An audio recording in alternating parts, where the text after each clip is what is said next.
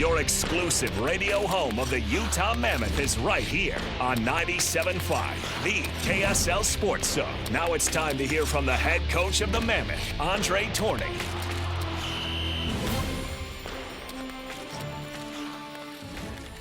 Welcome on in, everybody. JJ and Alex, 97.5 the KSL Sports Zone. And, of course, every week we're honored to be able to have the head coach of the Utah Mammoth on the program here with us, Byrd Tourigny, joining us on the program. Bear, how are you, man? Very good. What about you guys? We're good. We're in a warm studio, so that's all that matters. It's the holiday season, Coach. It's the holiday season. Yeah. How do you guys shoehorn in all the break? I mean, it's just the time of year that you have to always work, though, right?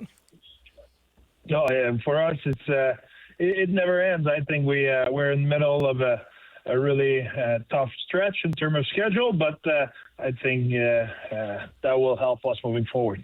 Yeah, heartbreaker last night, Coach, but I thought the team played really well. What did you think about their performance against the defending champs? Yeah, that's exactly. I think you nailed it. I think the boys play with a lot of heart. They defend with a lot of passion. Proud of the way they compete. There's no doubt about it. It's a little bit sour taste in our mouth the way it ends, in the sense of the boys are, like I said, work really hard, but unfortunately, they get scored like that in the last minute of play. It's a tough one. In these last few games, it's been kind of interesting because your guys will fight back. They definitely have it all in them. And putting it all together, it just seems like it's every game. And styles are hard for me to understand. You know, I was watching the LA game, and they play a different style, and it's a little bit tougher to do, kind of get you guys set up. And that's tougher for, I think, a guy like me who's watched a bunch of hockey in my life but has zero ability to spot strategy. What do you do when it comes to the strategy side of things? Do you change up the way you guys approach teams every game based off of their particular set of skills or their style they like to play in? Yeah, you made some adjustment, no doubt about it, but you need to be careful to not lose your own identity as well. So it has to be a mix of it. You know what I mean? You cannot change your identity game in, game out, but you need to have tactical adjustments. So it doesn't change who you are, but it has to change a little bit the decision you will make tactically. But we try to stay as consistent as possible. We don't want to have our guys to have to be a different than what their strength is at, because you cannot, at some point, you cannot be try to be a 31 different version of yourself. You need to be yourself. 80% of the game is who you are. The 20% is the adjustment you have to make, the strength of your opponent or the weakness of your opponent you try to take advantage of. So there's a balance of it, but it's important for us we don't lose our identity and the hard work and the passion we're playing with. You know, Coach, it's obvious that if Loogan Cooley's out of the lineup, it's going to hurt you guys. He's your leading goal scorer, and he's a tremendous talent. How do you manage that as a coach to try to offset some of that, though? I mean, you got to try to do something, obviously. Or how do guys on the team respond to that? What's the discussion internally about how to overcome that kind of type of a challenge? But you know, when you show up to work every day, you should have a goal in mind is to be the best version of yourself. You should not try to be somebody different. You should be the best version of yourself. If Cooley's in the lineup, or if Cooley's not in the lineup, that should not change who you try to be every day. You want to be the best. I want to be the best version of Bear every day. So that's what I want to be. That's important because at the moment you try to be someone else, or you try to get all of what you're good at to kind of make up for the loss of Loogan Cooley, by example. Okay, now you get out of who you are and you get out of what you're good at, and that's never a good thing. So we try to stay as focused as possible of keeping everybody being the best version of themselves, and that's the way we have to do it. Veggie's kind of returning a little bit more this year to that form that we saw last year, I think, in these last few games. Yep. But how much of that is when you have those games where he's performing well, playing well, and then it ends up in a loss. How do you get with him and make sure you kind of know that he knows that he's taking care of business and trying to back that up with the rest of the guys? Yeah, it's not different than anybody else in our team in the sense of we all compete, we all want to win, and we all care for each other. So I think Veggie, like you said, is in a good stretch. He's playing good hockey. He's a hell of a teammate. So we're all in all together, and I think he's giving us a chance every night right now to win and to compete. I think we're all kind of gutted. Very gutted for Clayton Keller. I lost my father at a young age, and I know what he's going through, and I can't imagine what it's like. How is he doing? Kels is the type of individual who loves to be with his teammate. He really, truly loves his teammate. It's not just something he says for the media or whatever. It's really the way it is. So I had a conversation with him, and that's exactly what he told me. He said, Barry, I'm happy when I'm with the boys. I'm happy when I'm at the restaurant with them, when I'm at the rink with them, when we're in the clinic and we're laughing, or we're in the meeting and we're thinking about hockey and what we can do better, and when we're going on the ice working at his craft. He said, that's my happy place. And he said, if I'm by myself at home, it's tougher because now I'm thinking of my dad and stuff like that. So he is extremely strong, and I think he uses teammate the right way. I think he fueled himself with the right things. Coach, as a head coach, you're trying to win games, and you've got all this adversity you're facing and dealing with on the ice, but then you have something real life like that happens. As a head coach, how do you switch gears a little bit and manage that with a player who's dealing with just an unbelievable amount of grief and pain, and separate the stuff with hockey that's business and help him? Yeah, I think that's the way you just said it perfectly. I think you need to. We try, or I think to be honest, I think we do a really good job at separating here what's his personal and what is business. I mean, we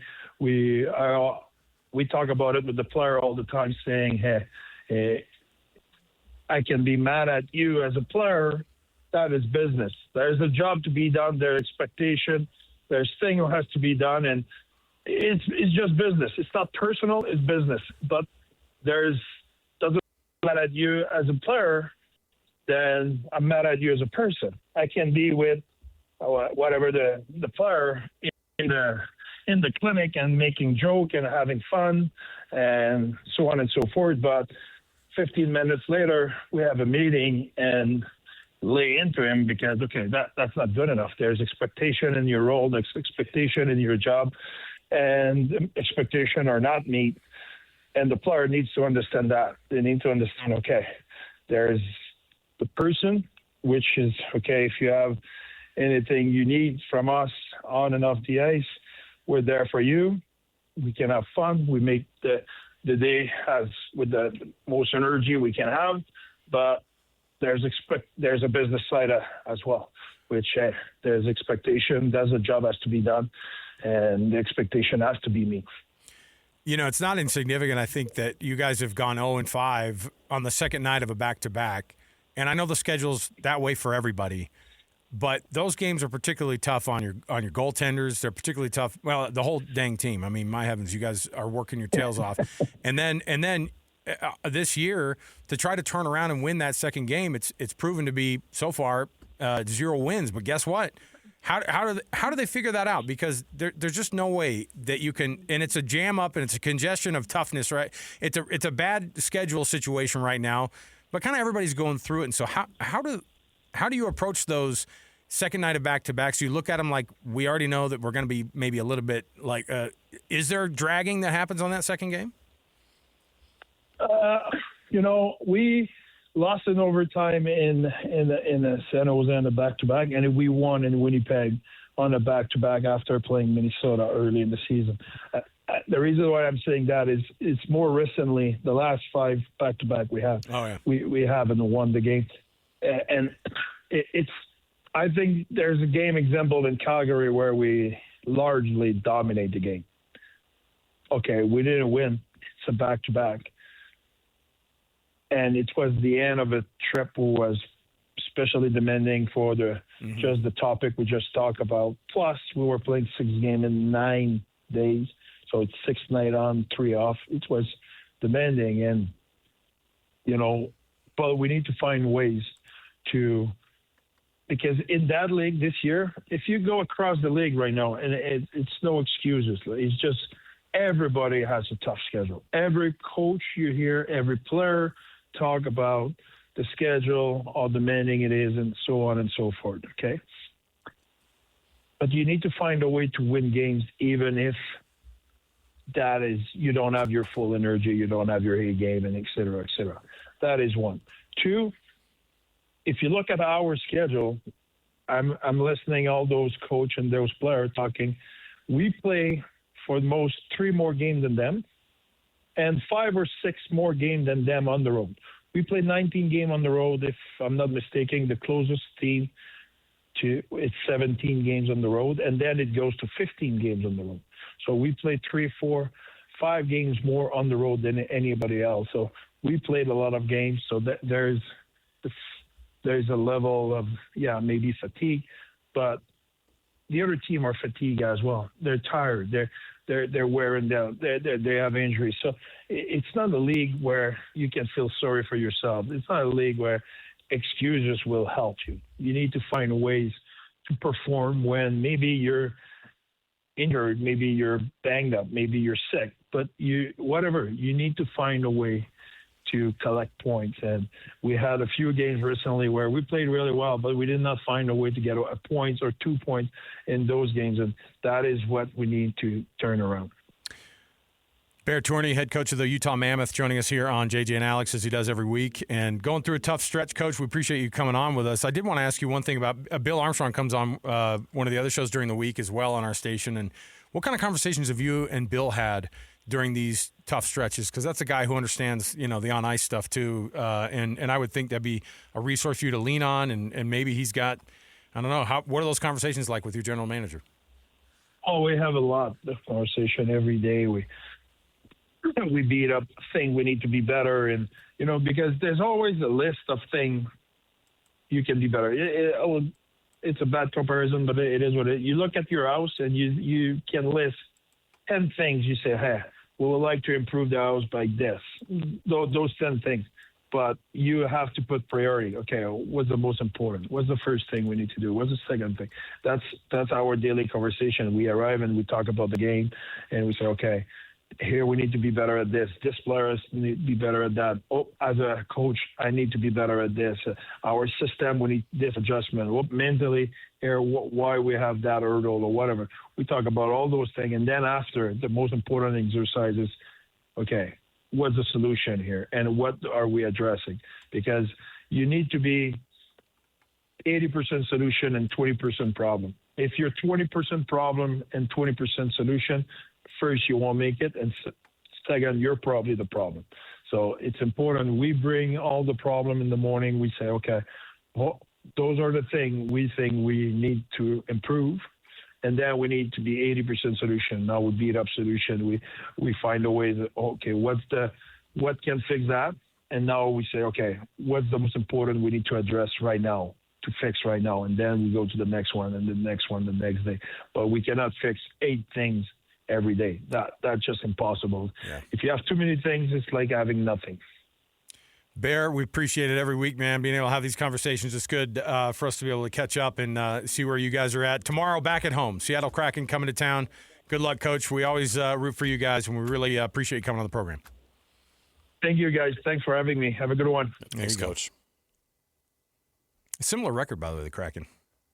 Yeah, there's a big glob of those Western teams in that wild card hunt. But they're in a similar situation because they were kind of a surprise start to the year a little bit, where they were kind of like the Mammoth, they've come back down to earth. Yeah, I mean I think they were pretty shocked. They gave up 9 goals last Thursday to the Oilers. 9 goals. Wow. So yeah, they've lost. Let me see here. Do you know what Utah's record is since that 7-game win streak? What? 6-13-3. Yeah. They've lost 7 of their last 8 one-game goals 1-goal games. Heartbreakers over and over and over and over again. So you know what's happening tomorrow? So the Kraken they've lost 8 in a row. Wow. I want to send them to 9, baby. I always love the idea. 2 teams coming in, they're both on losing streaks. The Mammoth are due. I think those guys are feeling it, right? Like the Kraken have won. They won their last one, right? Oh yeah, no, they did beat the Kings. They were on a 7-game losing streak, and they won in overtime last night. You're right. Listen, they're on a 1-game win streak. Either way. Mammoth are hoping to break this last one, but yeah, when you talk about having 4, 1 win, 3 in terms of losses, you're 1-7 over the past, and then like you said, over 22 games, you've won 6 of them. It's a bummer. And again, we put a lot of it up against the 7-game win streak. They don't have a lot of those in the league, and they don't come by very often. What's really tough is the team doing well, and then they'll just – I can't believe how in hockey the response after a goal is so critical. Have you noticed too, like at start of games, it's furiously fast, you know? And you see goals scored in the first 90 seconds of games all the time. And then so the same thing at the end of an intermission. How many times have they given up a goal like right when they come back from an intermission? Or maybe scored one too. It's happened a bunch. And so, like, responding to that flurry is kind of crazy because if you're down 1-0 and it says 18-40 in the first period up on the board, it's like they have been in that scenario trying to fight back in on a game. I mean, last night when it was 3-1, they finally equal another one out and they get it, and then they get that third goal and you're 3-3. 50 seconds left in this game. Are you playing to just go to overtime, or are you trying to win this thing? Because it felt like they were floating around and just trying to kill that time, and then we're going to get to overtime and finish the job or something.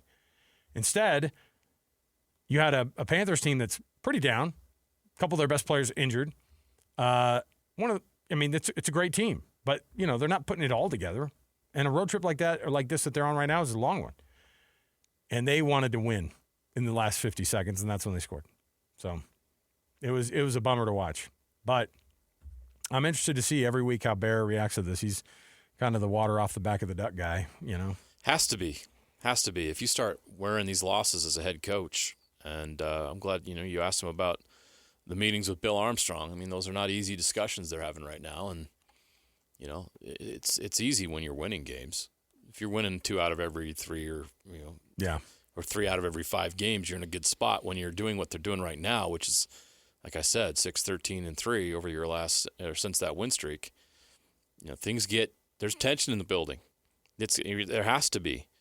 There's a lot at stake, and you got to win games. And this team has Stanley Cup playoff aspirations, and there's a Stanley Cup playoffs or bust mentality in that building in Sandy, and they're not meeting that standard right now. 6-13-3 isn't going to get you there. They got to turn some things around here. They've got to get better.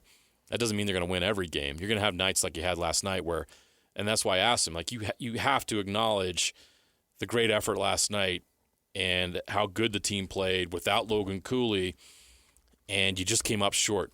The Panthers had a nice bounce there at the end. It was just timely, right? They just happened to have that scenario play out that got them that goal in the last minute. They win the game. You tip your hat, 2-time defending Stanley Cup champs. What you can't have are these nights where, like against the Kings, where you fall behind 2-0 in the first period in front of your home fans. The team doesn't look like they're locked in, and you're just like, what is going on here? This doesn't look good. You can't have those nights. And this team has had some of those nights, and that's when you're frustrated, and that's where the fans are frustrated. When they see effort like they did last night, win or lose, that's the one thing you can control. And there's been too many nights this year where you don't feel like, and it's a subjective thing. From fans and media, we see things differently than the guys in the locker room. But from our view, it's like they just didn't have it that night, or they didn't play very well, or they don't seem locked in, or whatever it is. They don't look like themselves. They don't look like they did last night in games. There's been too many of those nights since that 7-game win streak. And that's why they're in the position they're in right now. But it's way early in the season. We're only in mid-December. The schedule's been weird, as you mentioned, because of the Olympic break. They've had a lot of road games. They're going to have a lot more chances to play at home than road for the rest of the year. Plenty of time to figure this thing out. Got to get Loogan Cooley back. There's a lot of reasons to still be very optimistic. I'm still buying stock on the Mammoth this year. Just right now, there's just a lot of questions and concerns. And you can tell, and it wears on Bear, and it's on his mind. But you're right. You kind of just have to let that go. You can't change what's already happened. He's got to move this team forward, and he's the leader. He's got to make it happen. That's his job, and that's his charge, and the pressure's on him to do it. So we'll see if he can get it done. There's this article that came out, and I thought it was a little bit BS-y because having the conversation about Utah's attendance is really hard. Have you seen the people ripping on – because Utah's why last in the league in attendance. Okay? Well, we know why. I know. That was in like the fourth paragraph on the story, man. which is like, really? Oh, yeah, by the way, they have a little 12,000-seat stadium. But they also there's like a picture that was taken where there weren't very many people in their seats. Have you ever been to these games when the second intermission fires up? Yeah. Have you been at an NBA game and the third quarter fires up? Is there anybody in their seats at the start of the third quarter in an NBA game? Listen, I've been the beer line or the bathroom line are really long. I've been to 3 home games across the street here this year, and I haven't seen one that wasn't jam-packed or near jam-packed. And this article, definitely not written here, is basically making the assumption that did the NHL make the wrong decision? And I was like, what are we talking about? Who wrote that? Who wrote that? And how ignorant are they? Do they not understand the current situation with the Delta Center? No, they put that in the article, like I said, like in the third paragraph. Why would they write it? Or then? they did it in they did it in like a parentheses. It's a national guy. I want to know. Like, no crap, I think bro. They got me then. Clickbait. Napolis says he goes, you fell for it, dude. Yeah, hook, line, and sinker. They physically can't put more in the building. They put that hockey thirst trap story out there. The barn is packed as much as it can be right now. I know. They're working on it. Yeah, it's easy to go, hey, man, they're losing some games here. And then an article comes out by some guy who probably lives in Phoenix and was like, right? Did they make the mistake moving from Arizona? I'm like, by the way, you know what their attendance was at that 5,000-seat stadium? Not like 5,000. 2,100. Not 5,000. Anyway, I hate that. You know, it's like it's beneath us to have to try to explain to people, is the Delta Center getting filled up with fans? We're like, do you know what happens here in the state of Utah? These fans show up, man. There's only so many seats right now. Yeah. Do you remember they had the temporary seating? They'll have 17,000 here in a couple of years. Relax. Yeah. Do you remember they had the temporary seating for game 1? And they jammed in 16,000. Right. Somehow. And they couldn't do it. They would not be allowed to do it the rest of the season, right? But I know it's a struggle, but you know what? It's still, I mean, Frank, JJ, is this the hottest ticket in town still? Oh, 100%. Has to be. Just look at the prices. Yeah. Oh, yeah. Supply and demand. Well, there's nobody in those seats. Probably free. Let's go get them. Oh, man. Look, and you're never going to get 20,900 like the Canadiens, but that you're not going to have a 20,000-seat arena here. You don't need that. You're going to get middle of the pack attendance.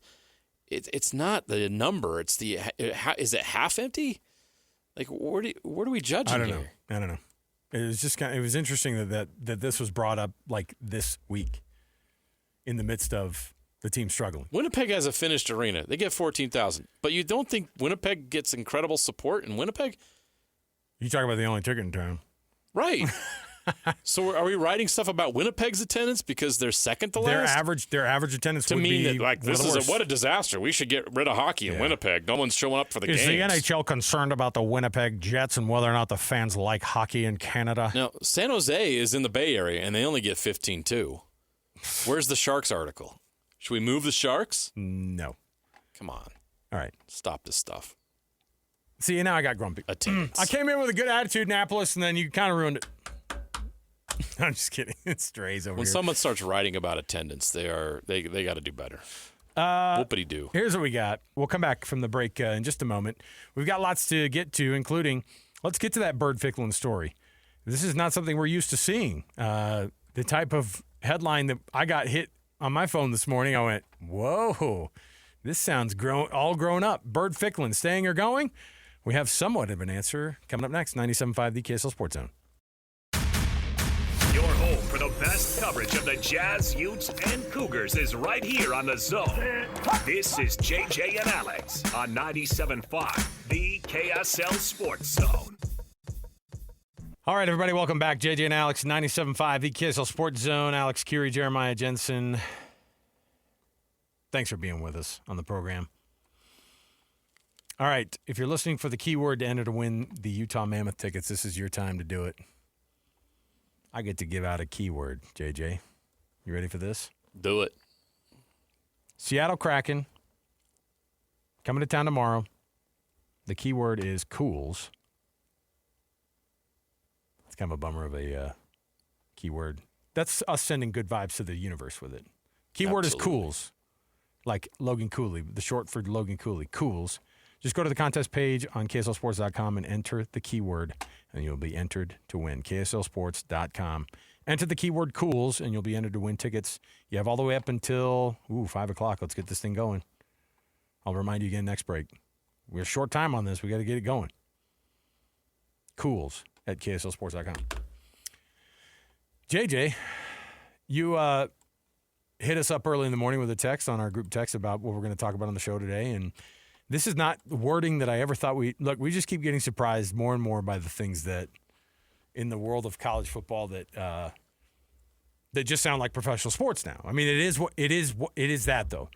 I was on a radio show somewhere. I think it was I went on with the Texas Tech team, and they were talking about, or a Texas Tech like radio station, and they brought up the money side of things, and Kalani had just extended, and it was right before the Big 12 championship game. And they were like, is this professional sports? And I was like, well, yeah, they're getting paid lots of money. In fact, it's probably, where would it rank in terms of like actual, what rosters in other leagues are more than $20.5 million? That's the full athletic departments, but that's just the low end of the actual like revenue sharing part. Then there's the actual NIL stuff. I bet college football, it'd be obviously behind the Big Four, but then it's probably going to be one of the biggest, just by payouts, sports in the country. And Byrd Ficklin today, interestingly enough, I just thought it was so funny the way it was worded, JJ. It was like, okay, so Byrd Ficklin, per his agent, true freshman Byrd Ficklin, finalizing a deal to return to the team in 2026. What'd you say? Sorry, I didn't hear you. Did you say finalizing a deal? We call them dills here in Utah. His agent. A freshman in college has an agent. Through his agent. Terms have been agreed upon, and soon he will put pen to paper.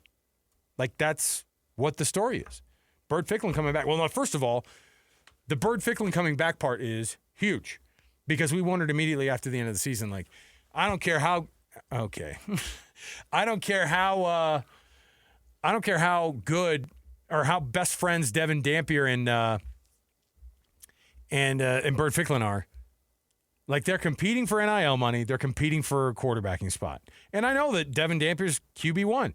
The role that Byrd Ficklin is playing is phenomenal right now, right? It's great. Does he want to do that going forward? And the answer is yes. So he wants to actually develop here, according to him and his agent. They want to develop here. They're going to finalize a deal. Now, is that just a one-year deal? Is next year he wants to go somewhere else and develop? I don't know. I don't know what that looks like. If I'm Utah, I go, hey, we'll absolutely make it worth your while. But it's got to be long-term. And how much of a risk is that? A 3-year contract on a going into his sophomore season quarterback who has absolutely. I guarantee you it's not a 3-year deal. I know. That's what I'm saying. These things go year by year in college sports right now. And they should, because these guys can go into the transfer portal at the end of every season. Yeah. It's wonderful.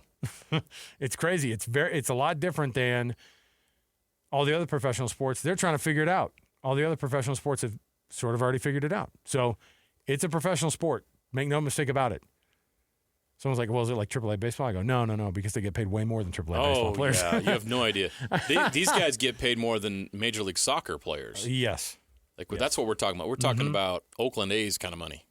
You know what I mean? I said Oakland. I can't even say Oakland anymore. No. Sacramento A's? No, they're the LA. They're just the or Athletics? Las Vegas. No, well, I don't even know what to call they them. have the lowest. They have them and the Rays typically have the smallest. They usually have the smallest payroll. So, but either way, Byrd Ficklin coming back. Your reaction to that? Because the funny part is all the part about the Byrd Ficklin is agreed on terms. Okay, and it's great. totally fine, normal. It's just a new world we're in. We're trying to adjust to college players having these stories Right. instead of just pro players. We're just kind of laughing about it. It's great, Come on. and this is great for Utah. And the talent is undeniable. The explosiveness, the flair. He's a star. Byrd Ficklin is a star, and every time he touched the ball this year, something dynamic happened. Now, there's still areas where we need to see more. Can he throw the ball consistently? Can he complete 60 to 70% of his passes? If he's this full-time quarterback and he's playing every rep, can he throw the ball downfield? There's a lot of unanswered questions there, but his dynamic play in the RPO is undeniable. His explosiveness and the plays he made in the run game were sensational, and it started from day one. Remember game one? Oh yeah. Like you saw this kid go in the game, you're like, okay, who's this kid? And he kept playing. Every time he you're expecting, that's cute. They put him in a couple packages. That's cute. And but he kept coming in and making play after play after play. You're like, wait a minute, this kid does not look like a freshman. He's not making freshman mistakes. He's very decisive in what he's doing. He's very confident, and he's doing it with flair. This kid is special. So locking in Byrd Ficklin is incredible because how many schools get a kid potentially for 4 years at that position? And that's what we're looking at right now is the possibility of Utah having that kind of continuity at the quarterback position moving forward, where I know he's not the starter this year and may not be next year. How they deal with that dynamic is to be determined. What's Devin Dampier's future at Utah? All signs I've heard, everything pointing to him coming back and everything and these two guys being, I don't know, Batman and Robin, whatever analogy you want to use as far as a dynamic duo goes, they can be that. They got to feel really good about their quarterback room right now. Yeah. So it's exciting for Utah to have both of these guys back to see if they can continue what they started last year or this past season, because this offense was something we haven't seen at Utah in quite some time. They have to prioritize the quarterback position always, obviously, from the money standpoint. Because it starts there. Somebody was like, gotta have a quarterback. Somebody's like, he's taking money from Devin. It's like, I don't think so. He's taking money from, but it has to go somewhere, and it has to come from somewhere. And you can't afford when you find a talent like this. Yeah. If you're Utah, you can't. This is why they're doing this private equity deal. You can't just watch that kid leave after 1 year. They've had that happen. Yeah. How many guys did they lose last year? Like Utah's losing kids to the portal last year, like starters. Like what? Do you remember at the beginning? You gotta keep those guys. Do you remember the beginning of the year, like Bird's playing, and he's getting like his second or third game, and the media's like, well, we'll help you handle this, Kyle. Like, so when are you going to sit him for his red shirt? Imagine if he would have sat for his red shirt. Think about those last 6 games. And remember, Kyle's like, oh, no, this guy's playing. Remember the Colorado game? Yes. And it's like, just think about how crazy it is that this guy made this much of an impact as a true freshman. And by the way, BYU's quarterback did the same thing, right? Where it's like, I did not imagine that a quarterback could do this as true freshman season. However, imagine if they would have redshirted that guy. And Kyle Whittingham's like, but interestingly enough, too, like, you know what? Guess what style of offense Utah's going to be running next year? Yeah. Hit repeat, because it works. This offense has an identity, and they have quarterbacks that are a perfect fit. Now, you just got to go out and get receivers that you can throw the ball to downfield. That has to be a priority. Oh, this old discussion again? What happened in the 2 games they lost? Couldn't throw the ball downfield. Yeah. As soon as you play an elite defense that can slow down your run game and contain the line of scrimmage, how are you going to beat teams? You need to be able to stretch the field to open things up for your run game in between the tackles. Yeah. And against Texas Tech and Utah, and BYU, they could not do that. that's the next step for this offense. They've got to go find guys that can stretch the field in the pass game. All right, here's what we're going to do. We'll take another break here. So Byrd Ficklin's back. Well, they're close to tendering a deal with true freshman quarterback Byrd Ficklin. I said this earlier in the earlier in the show when we were talking about these bowl games. Byrd Ficklin getting a deal done, that guy's going to show up with bells on at that bowl game, man. All the more incentive to watch Utah play in that Vegas Bowl. And he puts his name on the line, and money, presumably, will either hit the bank account pretty quickly or it'll take till maybe the next academic year. No. Utah fans, that is one guy you can count on seeing in that game in Vegas. Yeah, he's showing up. He wants to prove himself immediately. So that's my reason that Utah would have an edge in that game, aside from the fact that Nebraska is an absolute friggin' mess. But there you go. I'll take a break. Before we do, it's that time of the week for us to be able to roll out for you our Hercules Hero of the Week. I've got it right here with you. And we get these nominations, by the way, at kslsports.com/contests. And then every Thursday we read these off. And then the winners get both a $200 gift card or $200 credit to Beehive Meals. And then they get $100 from Hercules Credit Union. So there you go. This week's winner, Jared Johnson. Here's the nominating letter. Jared is a hard worker. He spends off hours working on tasks as a shop steward at work to get problems corrected between employees and management. He's a great father, husband, someone who trusts and cares about you, and he cares about the local sports, of course, as well. So there you go. Jared Johnson is the winner of the Hercules Hero of the Week award this week. There you go. Congrats, Jared. He gets a prize from Hercules Federal Credit Union and then also from the folks at Beehive Meals. All right, we'll take a break. Before we do, remind you to head on down to Doug Smith in American Fork, Spanish Fork, and in Linden for the best selection of Kia, Subaru, Chevy, Jeep, Dodge, or Ram. It's all coming toward you. Hey, I want to make mention, too, the keyword. The keyword, you gotta go to kslsports.com and enter before 5 o'clock for your chance to win Mammoth tickets to tomorrow night's game. Enter the keyword COOLS, COOLS, at kslsports.com on the contest page, and you're going to get entered to win those tickets. Head over right now to kslsports.com and enter the keyword COOLS. Take that break. We'll come back. 97.5, the KSL Sports Zone. Accessing. When TV and radio collide. Love it. Wow. This is what you get. You're listening to JJ and Alex. Don't touch that dial. On 97.5, the KSL Sports Zone. Welcome back, everybody. JJ and Alex, 97.5, the KSL Sports Zone.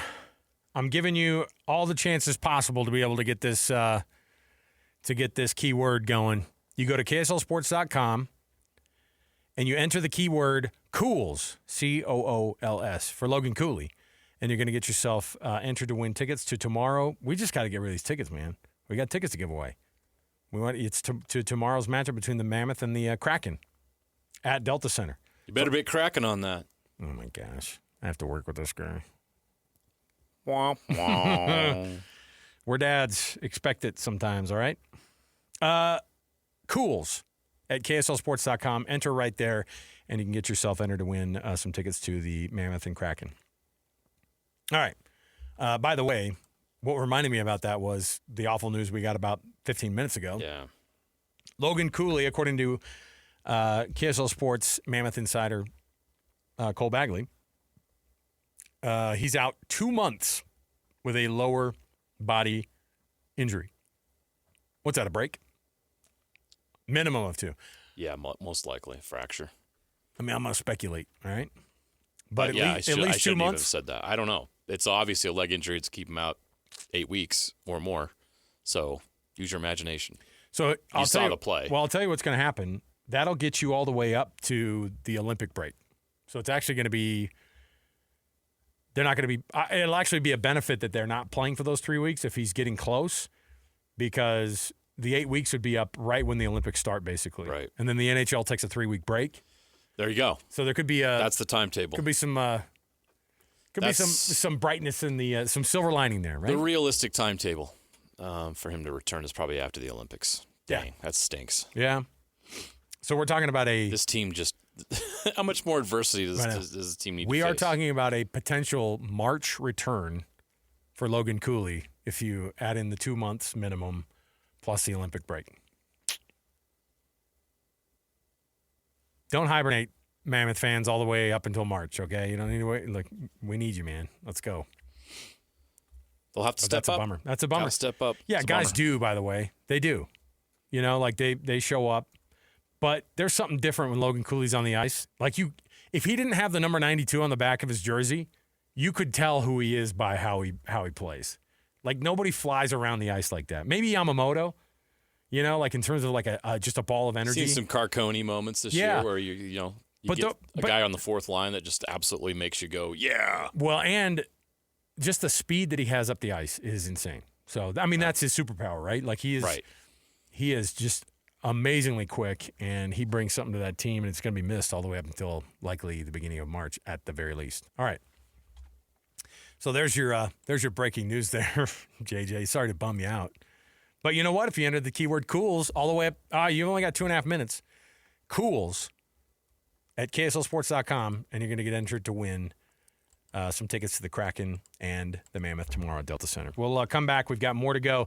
Bill Bender, of course, the college football expert that we bring on time to time. We have a handful of them, but Bill's an Ohio guy. I want to know.